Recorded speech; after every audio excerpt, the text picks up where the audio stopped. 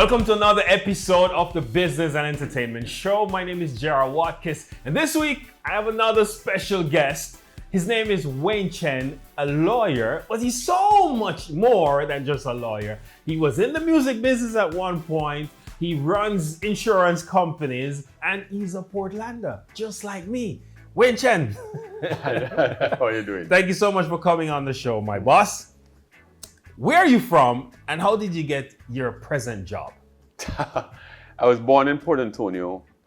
This year makes 65 years ago, in 1958. I was the third in a family of 9. 8 boys, 1 girl, eventually. I lived in Portland for the first 8 years of my life. We left Portland in 1967 and eventually settled in Manchester, where I've lived pretty much since 1968. And that's quite a few years now when I do the math. Yeah. Somebody described me the other day as a serial entrepreneur. I perhaps am best known in the grocery business, but I've been involved in a lot of different businesses over the years. Started quite a few, failed at quite a few, succeeded at some, succeeded at more than I have failed, which is what I like to say. And at one point in my life, I was involved in the music business in different aspects of it. It's one that's, that comes up from time to time when people in the industry, creatives ask, why aren't more of the traditional Jamaican corporate types investing in the creative industries? And I guess that's what we're going to chat about today. Yes. Don't jump the gun. You were in the grocery business, so you get a feel of people and what people need. How would you describe the Jamaican spirit? The Jamaican spirit is indomitable, is vibrant, is vivacious, is energetic, is creative. So as you navigate the space Jamaica, you've never left Jamaica, which means that there's something here that you see of value. And in all your endeavors, you say you failed at some, but you by all means and all measures are a successful businessman. What do you attribute to your successes? Optimism, energy, diligence. I believe that I study every situation, try to get the best information, ensure that I have measured all the risks, all the rewards, done my SWOT properly, and I go at it. Through life, you also have to measure risk in terms of where you are in life, in terms of your age, in terms of horizon towards when you can put that amount of energy in. You need to know when to fold them and when to move on. And you think the creative sector has these elements in it? Do you think the creative sector has leadership like that? Or what else is needed for it to be that genius and surgical with developing businesses? In terms of counting our successes, Jamaica, a small country of fewer than 3 million, produced Bob Marley, who by some measures is perhaps the most famous human on the planet. I mean, in terms of the pantheon of global music superstars, there are only a handful that have reached the level of a Bob Marley. I've traveled right through the world, and there's no corner of the world I've been to that Bob Marley is not the first name mentioned when you say you're from Jamaica. And it's without hesitation, oh, Bob Marley. Nowadays they will say, oh, you're Usain Bolt. Or I remember once I was in Kenya, the man said, oh, Chakadimos and Pliers. So you'll get a few odd answers.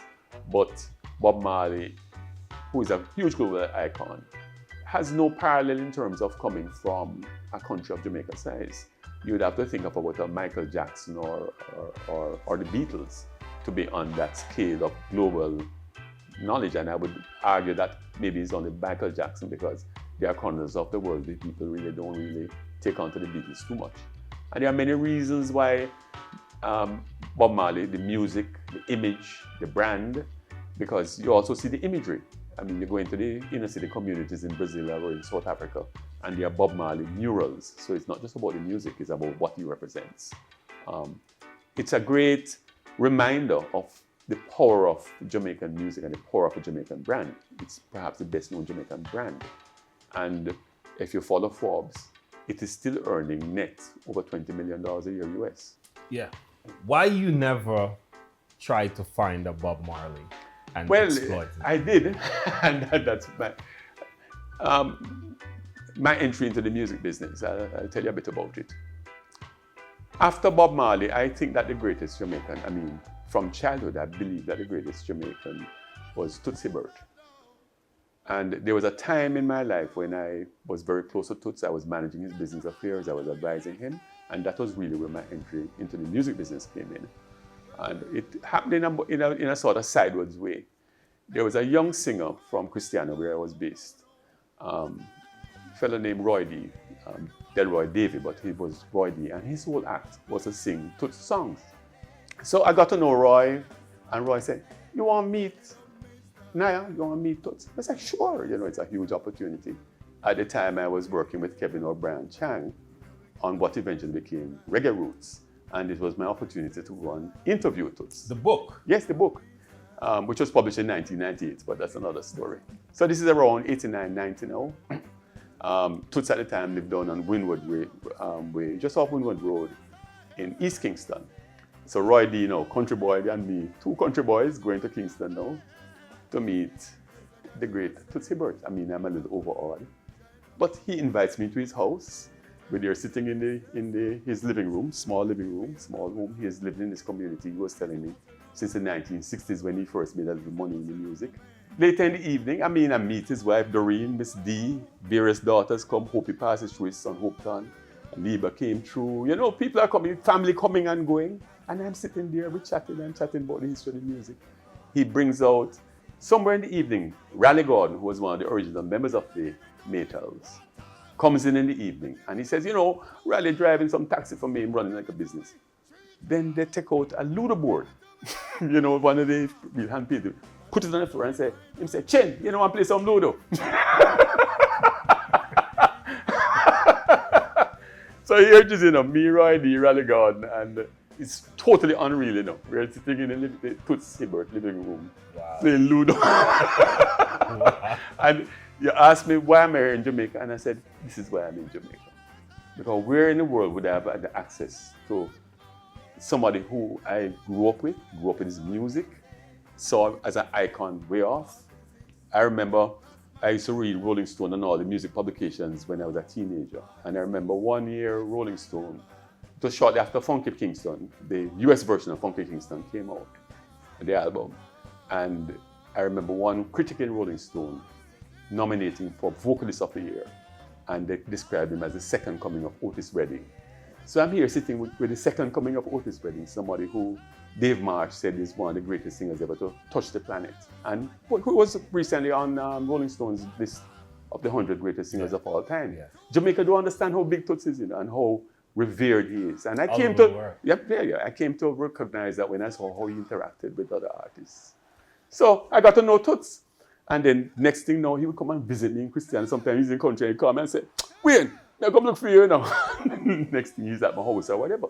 So one day he said, "Right now I don't have a manager, but I need somebody to tidy up my business. I don't know nothing about business. I just want to go make music and blah, blah, blah."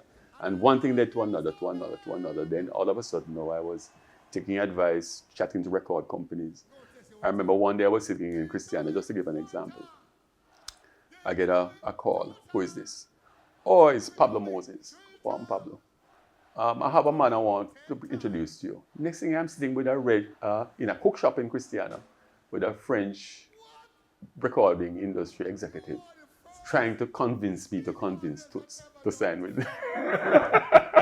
So you got the whole connect just from learning with Toots. One evening down in Metro. Wow. So you managed Toots for a period? If you can call it that, because we never had a contract, but he would lean on me and say, "Boy, so and so happening, boy."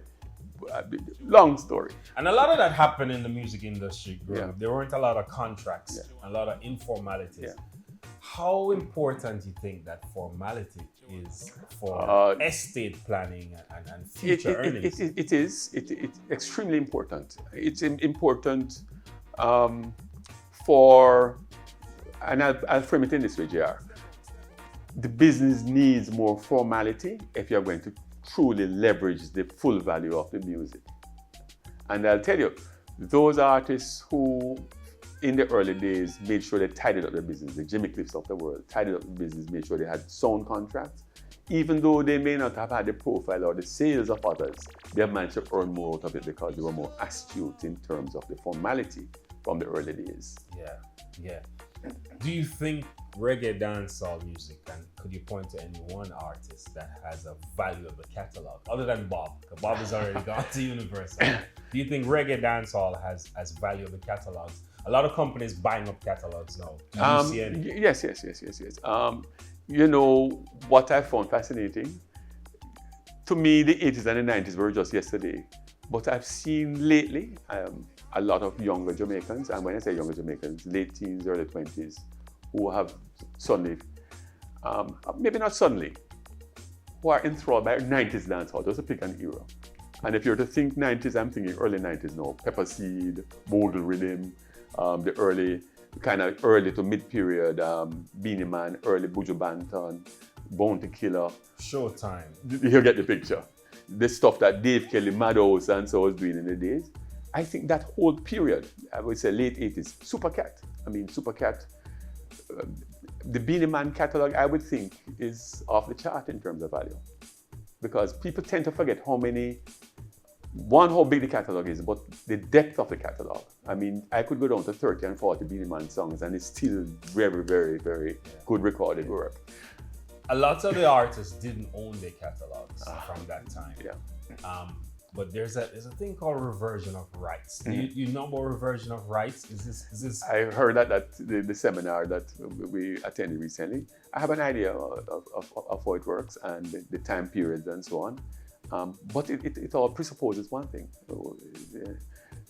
In the art world, they call it provenance. You have to establish from the beginning that was my contribution to that creative work. And establish that unbroken timeline to say at some point what you gave away, what you didn't give away. And I know that it's now established that even if you thought you had given away everything, there is still some residuals that you will get. Yeah. And that is where the formality comes in, and that's where the forensic work now to establish ownership comes in. But I believe, that a few days ago, a 20-something was saying to me how much she loves Sister Nancy's version of Bam Bam. And you have to sit down and say, wait, Stalag Rhythm, 30 years ago, 40 years ago. I mean, I have lost track. I've lost track of the decade. And I remember it was an ongoing argument that Toots and I used to have, I remember one day I was listening to books. And he said, am I reading that, And I said, really? I'd never thought of it. But when you listen to the books, Boops by Supercat. He said, no, 54, 46, 54. That's him. That's true. You just boom. That is how the thing works. Yeah. Boops is 54, 46. 54, 46. That's my number. Oh, 54, 46. That's my number. I mean, the things that Stevie Roney is doing now in terms of reclaiming, things that Bobby Digital did, and Jamie, of course, would have a piece of it. That's a fish market rhythm. This is and it. The reggaeton lost. Whether it's Pokemon Jam, whether it was Dembow, what Bobby Condors might have done, but if you put it right back there, at the heart of reggaeton, which is, as you know, the Despacito. Bad Bunny was the biggest artist in the world last year. It's huge, and the implications are huge for a lot of the Jamaican creatives. Stay tuned for more business and entertainment show when we come back.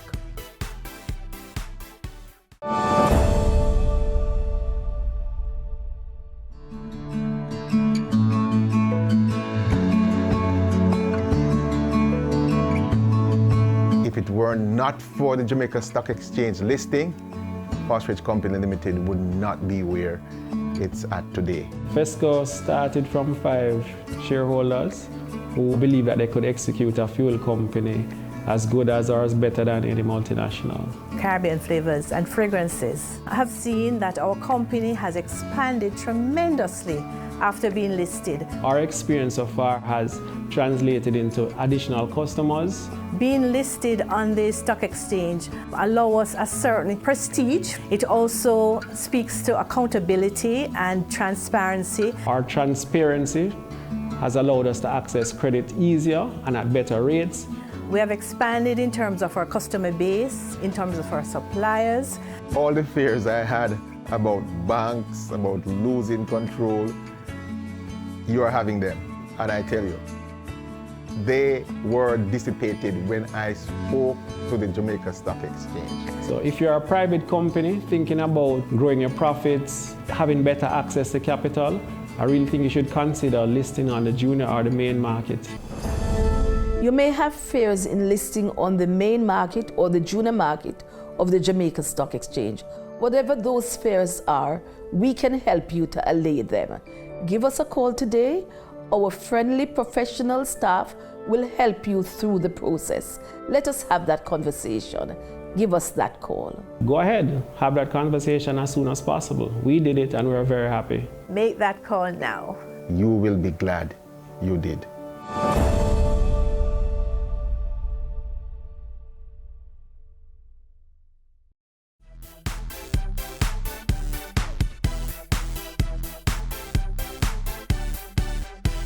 There's a contribution that the Chinese made to the development of Jamaican music. From Randy's to Byron Lee. And you said you managed to. Can you just speak to the Chinese connection with Jamaican music? I'll put it this way.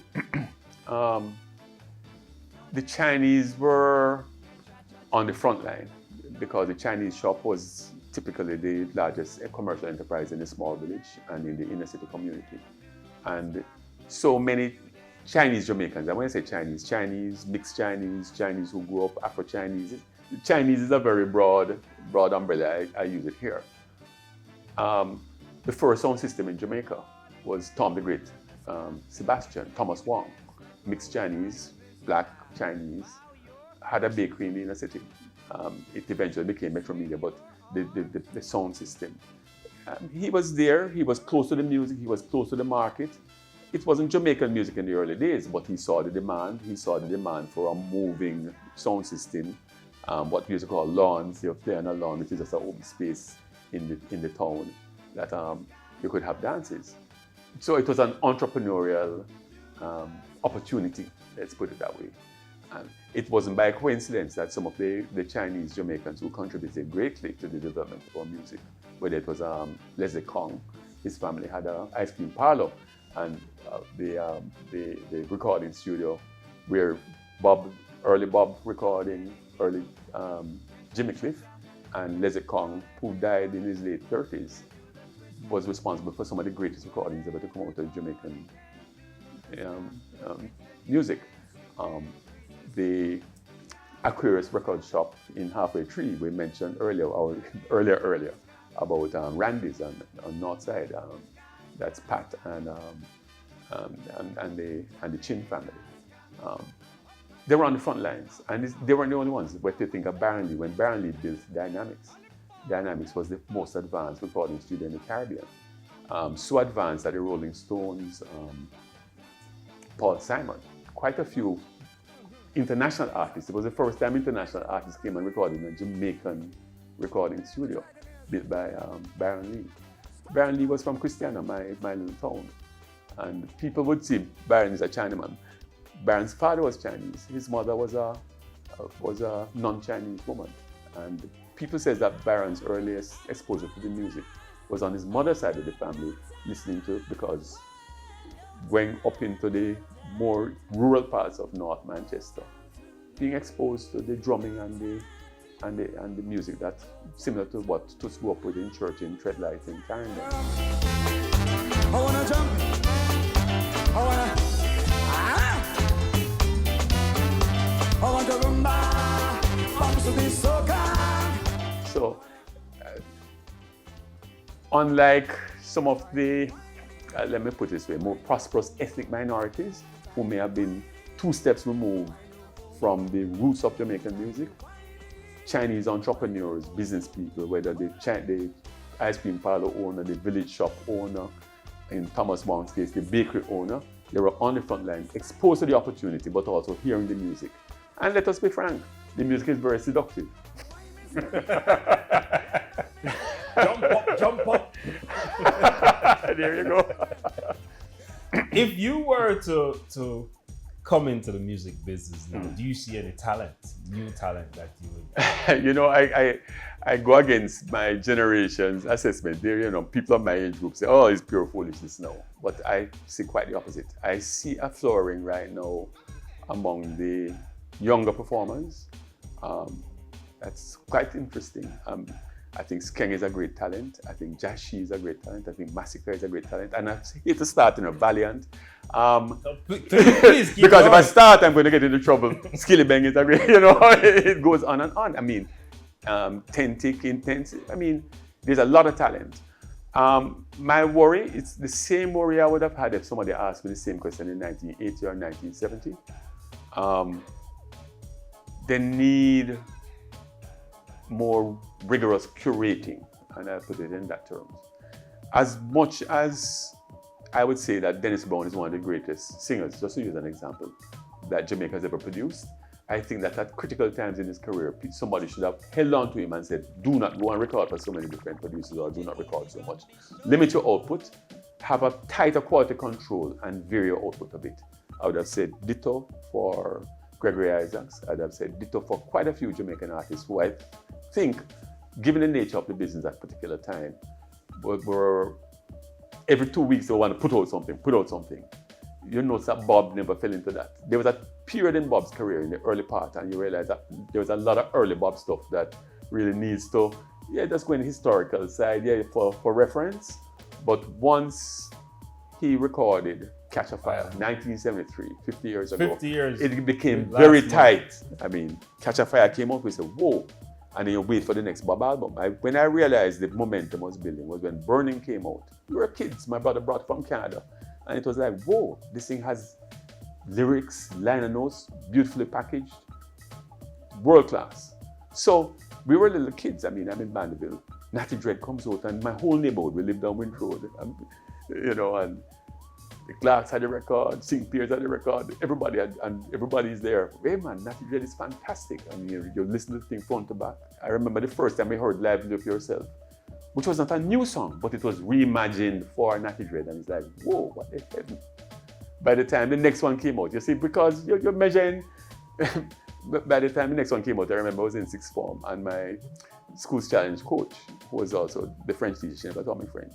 She said, Wayne, Bob gone too commercial, man, but you can remember the conversations, because you're measuring time now, when is the next Bob album coming out?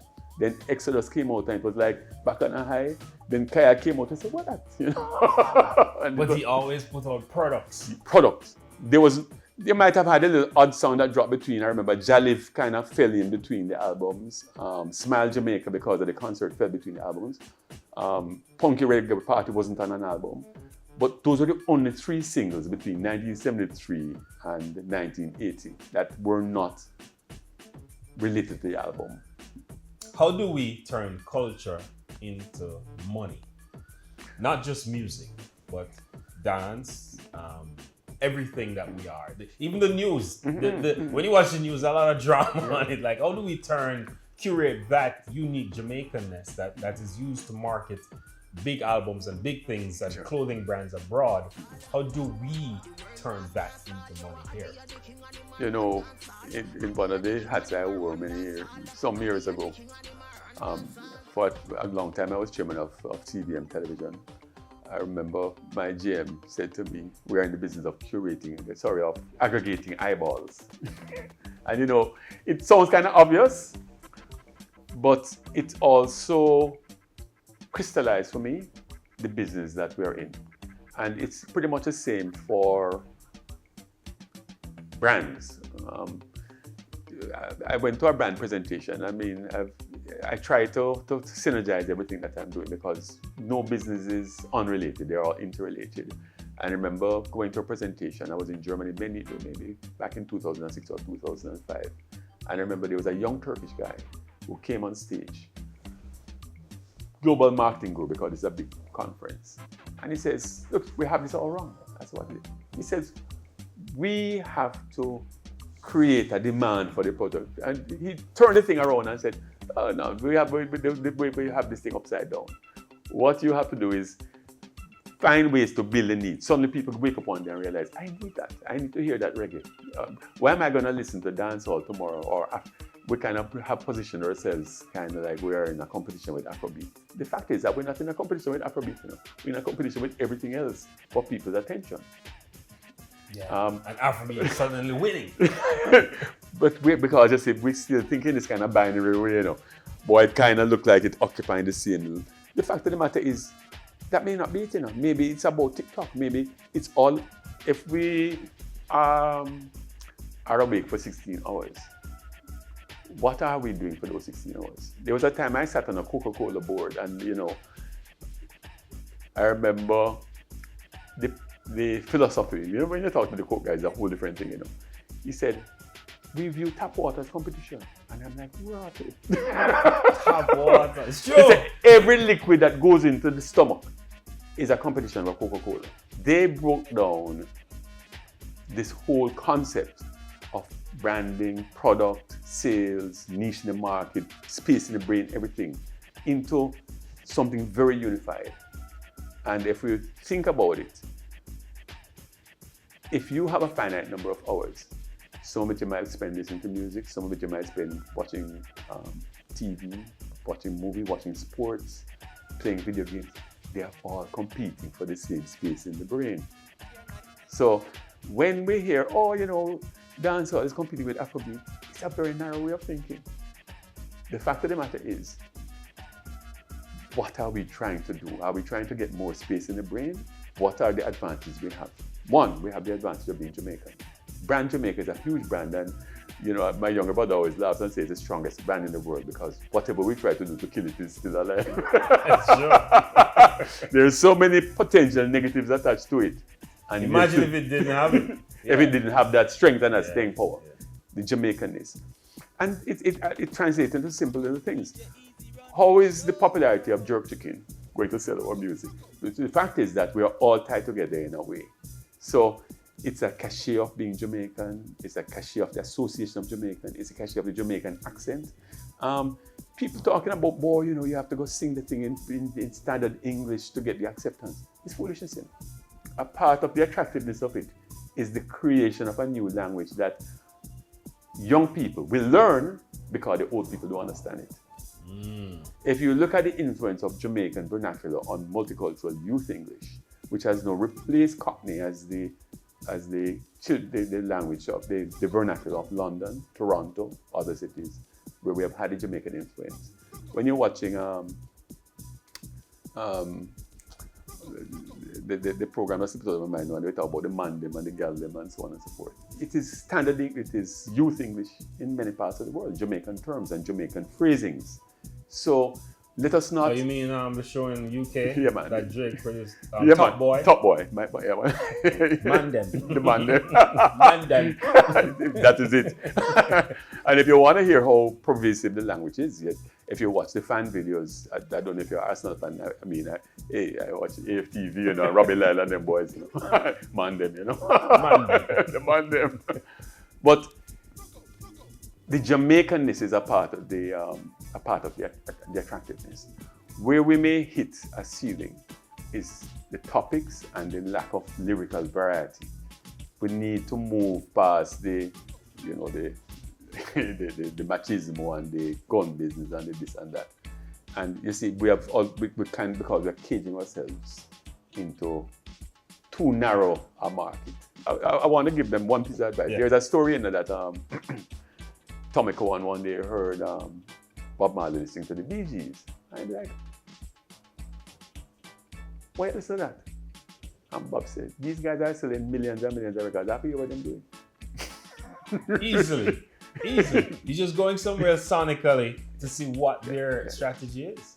I'll tell you, there are some Jamaican artists who do it. Tommy Lee, I can say, Tommy Lee Sparta.